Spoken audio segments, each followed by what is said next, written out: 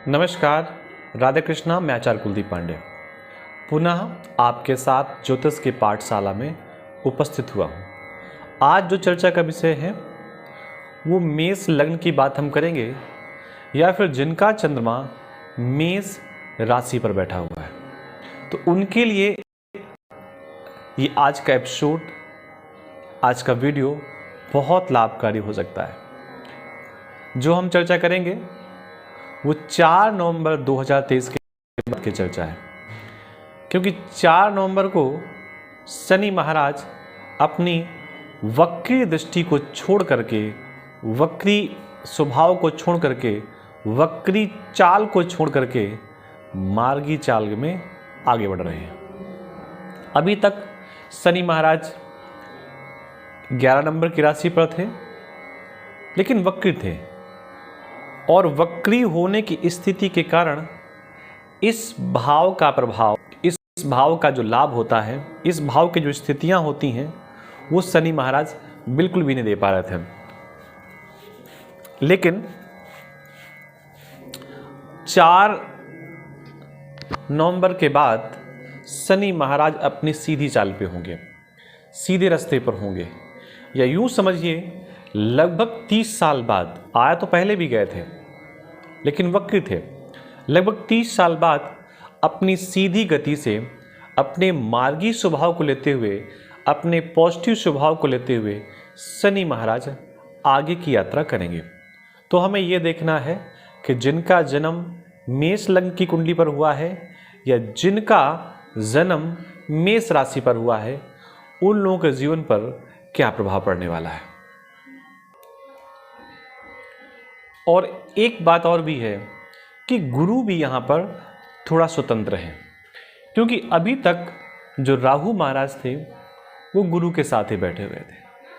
तो जिनका चंद्रमा भी यहीं पर बैठा हुआ था अभी तक, उनकी जन्म कुंडली पर, तो उनके लिए जो समय था बहुत श्रेष्ठ नहीं रहा होगा, ऐसा मान करके चलिए। लेकिन 4 नवंबर के पहले ही राहु यहाँ पहुँच जाएंगे, केतु इस सप्तम भाव को छोड़ करके 6वें भाव पर आ जाएंगे, गुरु यहाँ पर स्वतंत्र हो जाएंगे। लेकिन जिनका गुरु, जिनका चंद्रमा लग्न पर ही बैठा है, उनका गज केसरी योग या गज केसरी योग का जो प्रभाव है वो दिखाई देगा। कई बार लोग पूछते हैं कि हमारी कुंडली पर चंद्रमा और गुरु का संयोग है, गज केसरी योग बना हुआ है, लेकिन फिर भी हमें उसका लाभ नहीं मिल रहा। वो लाभ इसी वजह से नहीं मिल रहा था। कारण क्या, योग तो बना हुआ है, लेकिन उस योग में, योग का मतलब सुंदर सी खीर तैयार है, और उसी खीर में कोई नया नमक डाल दे तो खीर का स्वाद डिस्टर्ब हो जाएगा कि नहीं हो जाएगा। ठीक उसी प्रकार गज केसरी योग तो यहाँ पर बना हुआ था, लेकिन राहु महाराज भी यहाँ पर बैठे हुए थे। राहु महाराज कहते हैं कीटाणुओं को, राहु कहते हैं गंदगी को, राहु कहते हैं निगेटिविटी को। अब जब ऐसे सुंदर से योग में राहु का प्रभाव पड़ेगा, तो सुंदर से योग को दूषित करने से कोई बचा नहीं सकता। तो अभी तक जो स्थितियां रही होंगी, उनसे बहुत अच्छी स्थितियां 4 नवंबर के बाद आपके जीवन पर होने वाली हैं, क्योंकि गुरु और चंद्रमा का यहाँ पर संयोग है। शनि महाराज की भी तीसरी दृष्टि यहाँ पर पड़ेगी। ये व्यक्ति का मुख है, मुखाकृति है। इस समय व्यक्ति के चेहरे पर, या इस तारीख के बाद व्यक्ति के चेहरे पर एक विशेष प्रकार की ऊर्जा दिखाई देगी, विशेष प्रकार की चमक दिखाई देगी, विशेष प्रकार की लालिमा दिखाई देगी। उसको ऐसा लगेगा कि हमारे मस्तक पर रखा हुआ बहुत बड़ा बोझ, बहुत भारी बोझ उतर गया है। उसे ऐसा लगेगा कि अभी हम किसी ऐसी शक्ति के अधीन थे, किसी ऐसे प्रकृति के अधीन थे जो हमें बार बार निगेटिविटी दे रहा था। लेकिन 4 नवंबर के बाद जैसे ही राहु महाराज अपने पिछले के भाव पर चले जाएंगे, तो ये स्वतंत्र हो जाएंगे, ये अपना पॉजिटिव प्रभाव देना प्रारंभ कर देंगे। एक चीज़ और भी है, शनि महाराज आय के भाव पर बैठे हुए हैं। यहाँ पर 3 ग्रहों को हमने लिया है, स्पेशली 2 को, गुरु और शनि को, क्योंकि ये प्रकृति के सबसे बड़े ग्रह हैं, सबसे बड़े प्लैनेट हैं, और ये बहुत कुछ निर्धारित करते हैं। गुरु लग्न पर बैठ करके गुरु गज केसरी योग बना करके अपनी पहली दृष्टि पंचम भाव पर देख रहा है, पंचम भाव पर डाल रहा है। तो यहाँ पर सबसे बड़ी पॉजिटिविटी ये आएगी कि जिनका विवाह हुआ है और किसी कारण से संतान नहीं हुई है, उनको संतान का लाभ मिलेगा।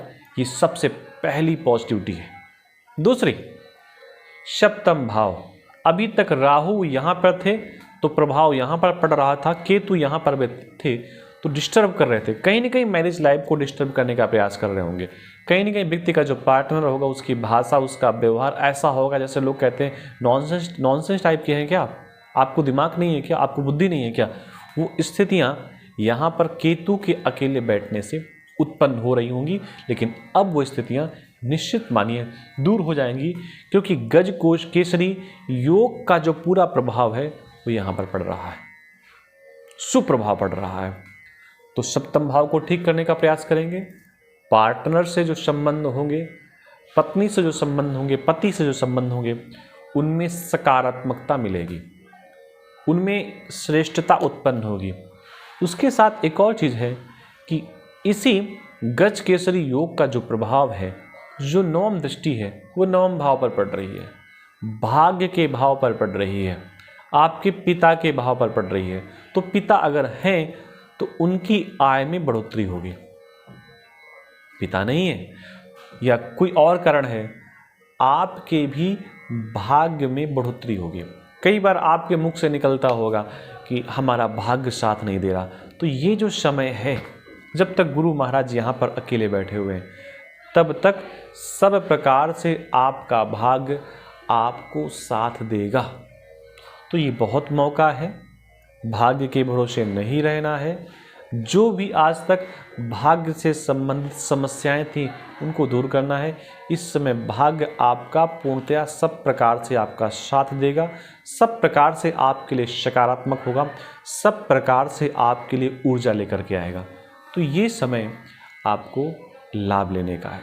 यहाँ पर एक स्थिति और उत्पन्न हो रही है जिसको आपको देखना होगा। शनि महाराज यहाँ से बैठ करके इस भाव पर दृष्टि डाल रहे हैं। अब थोड़ा सा आपको और समझना है कि यहाँ पर तो केतु बैठे हैं और यहाँ पर शनि महाराज अपनी दृष्टि डाल रहे हैं। हो सकता है आपको दिखाई न दे रहा हो इस भाव पर। तो ऐसी स्थिति पर ये जो भाव है, ये पाप कर्तरी का भाव बन रहा है, पाप कर्तरी का संयोग बन रहा है। तो जब भी किसी भी ग्रह के आगे पीछे, किसी भी स्थित भाव के आगे पीछे कोई नकारात्मक प्रभाव होता है, निगेटिव ग्रह होते हैं, आसुरी प्रवृत्ति वाले ग्रह होते हैं, तो ऐसी स्थिति पर वो भाव पाप कर्तरी के संयोग पर आ जाता है। अब ये भाव आपका पाप कर्तरी के संयोग पर आ रहा है। पहला निगेटिव प्रभाव क्या होगा? हो सकता है पार्टनर आपका, संबंधी आपका बीमार हो जाए, अस्वस्थ हो जाए, उसको लाभ ना मिले स्वास्थ्य में, बीमार होने के बाद वो ठीक नहीं हो रहा। कारण आगे शनि महाराज की दृष्टि पड़ रही है, कहीं से भी निकलने की कोई जगह नहीं है। ऐसी स्थिति में शनि महाराज के मंत्रों का जप किया जाए, शनि महाराज को शांत करने का प्रयास किया जाए। शनि महाराज कर्म के देवता हैं, कर्म करने का प्रयास किया जाए, अधिक श्रम करने का प्रयास किया जाए, तो निश्चित मानिए इस भाव का, सप्तम भाव का जो नेगेटिव प्रभाव है वो भी आपके जीवन से दूर हो सकता है। शनि भाव आय के भाव पे बैठे हैं, एकादश भाव पर बैठे हैं। शनि महाराज जहाँ पर बैठते हैं उस भाव को श्रेष्ठ करने का प्रयास करते हैं, उस भाव को अच्छा करने का प्रयास करते हैं। और अब ये यहाँ पर मार्गी भी हैं, अपने भाव पर बैठे हैं, एकादश भाव में तो बैठे हैं, अपने घर पर बैठे हैं, अपनी राशि पर बैठे हैं। तो निश्चित मानिए आय के नए स्रोत बढ़ेंगे और जो धन आपका कहीं पर किसी के माध्यम से अटका हुआ होगा, किसी को आपने दे दिया, वो वापस नहीं कर रहा, वो इसी समय आपको वापस कर देगा। तो आज के संस्करण पे इतना ही, मिलते हैं नई जानकारी के साथ। तब तक आप चैनल पर बने रहिए। अगर आपने अभी तक इसको सब्सक्राइब नहीं किया तो सब्सक्राइब करके आप भी हमारे परिवार के सदस्य बन जाइए। आप सबको राधे कृष्णा, नमस्कार।